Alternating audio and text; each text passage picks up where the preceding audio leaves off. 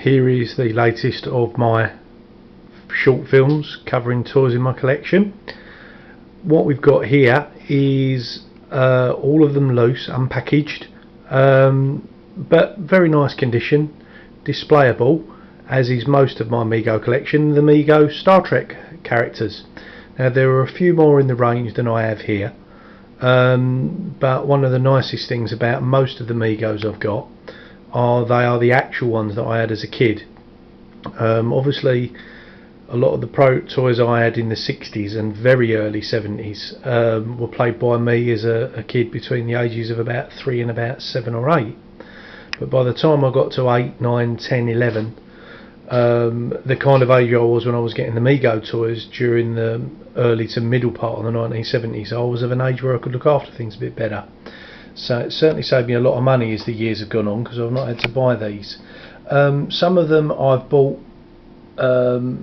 different parts of, like old pair of trousers where I needed trousers, where the trousers had got stained or torn, or little accessory parts. But by and large, these are the toys that actually the actual toys I had as a kid. Not all of them, and I'll point out the ones I did and the ones that I didn't. I never actually had the playset. This is the Enterprise Bridge playset. I believe it was available in the UK, but this was something I bought 4 or 5 years ago on eBay.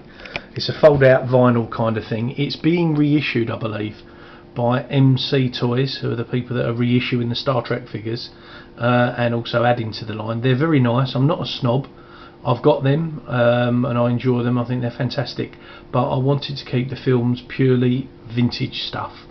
So that's why I've not got any of the other characters, although when I have them on display, the newer characters are there, and some of the reproduction of characters that I haven't got, such as the Romulan, they're up on display as well. But these are proper vintage 1974, 1975 MEGO characters.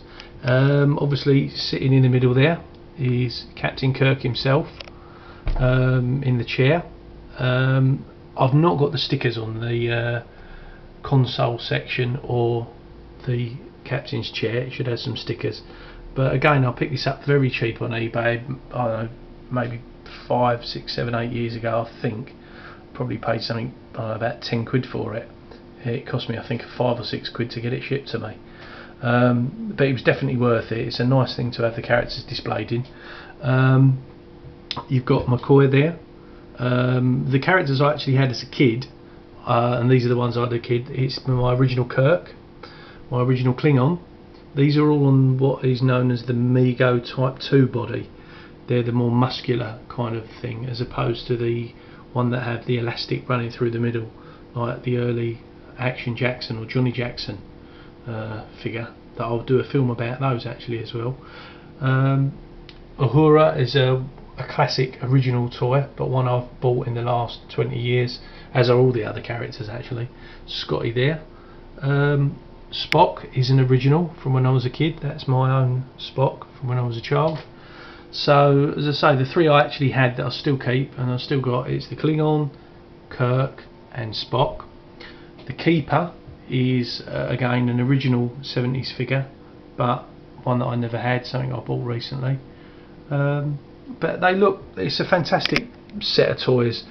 I'm a big MEGO collector, in as much as that I've got a lot of the characters, but there, as I explained, a lot of them, or almost all of them, are the ones that I had as a kid. So they've not got the packaging, but they've got all of the bits with them still. What was missing over the years, I've rebought extra pairs of boots, guns, bits of accessory equipment, that type of thing. But it's nice to know that these things at least do display nicely. There's some MEGO collectors with incredible collections, and my hat is well and truly off to those.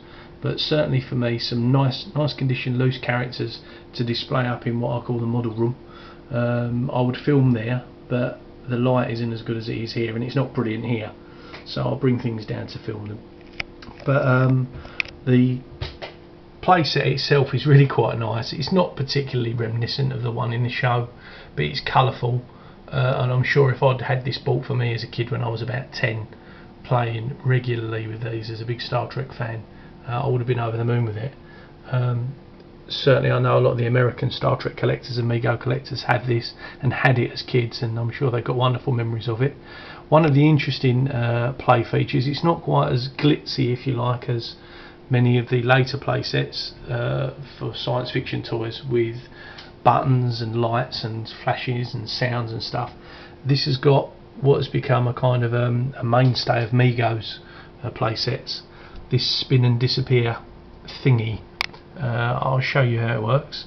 They use this in their the Doctor Who TARDIS set.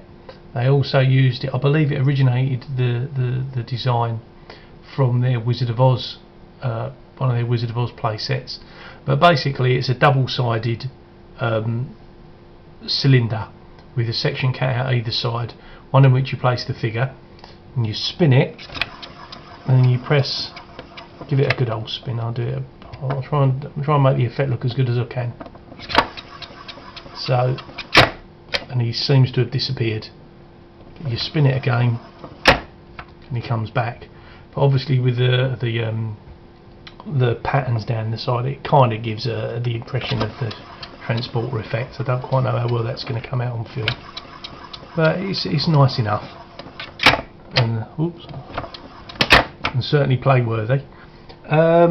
Some years ago I actually met Leonard Nimoy at a convention and had a picture taken with me and him with this little guy. He didn't seem concerned, he smiled. I'm sure he's had similar things presented to him in his time at conventions and stuff, but a top guy. But Star Trek was a huge program for me as a kid, still is now in its various forms, although I guess as the years have gone on, the version of Star Trek that I come back to most of all is the classic show. I'm also very keen on the animated series, the Filmation series, but there was not a great deal of toys out during the 1960s in America. Some odd play sets and character, small spacemen and vehicles and stuff, but not a lot of actual bang-on Star Trek stuff. That only really came when the program was in syndication in the 1970s, round about the time that the cartoon show came on. So lots of people say that MEGO perhaps looked to the cartoon show for inspiration as opposed to the live action show. I think there's certainly some truth or some essence in there, because the way they did the Klingon characters are very much like how they appeared in the Filmation show. But like I say, the program, as we all know, wasn't a huge hit when it was originally being screened. It was during the syndication during the 70s, and when the program was being transmitted around the world, that Star Trek really became the phenomenon that we all know it as today. But I think certainly for me as a kid, my love of the show was fueled dramatically and kept alive by these wonderful MEGO toys. So again, as I say with a lot of my stuff, there's guys with tons better stuff than me, but it's just nice to share a little bit of footage and a few of my random comments and thoughts about toys that meant a great deal to me as a kid and still do. So I'm sure I might put up some more MEGO stuff over the next few days. So I hope you've enjoyed watching this, and this is the MEGO Star Trek action figure display that I've got. So again, thanks for watching, people, and don't forget, if you've got better than me, more than me, different to me, please do post a little bit of stuff yourself. I'd love to see it, and I'm sure lots of other people would too. But thanks very much for watching.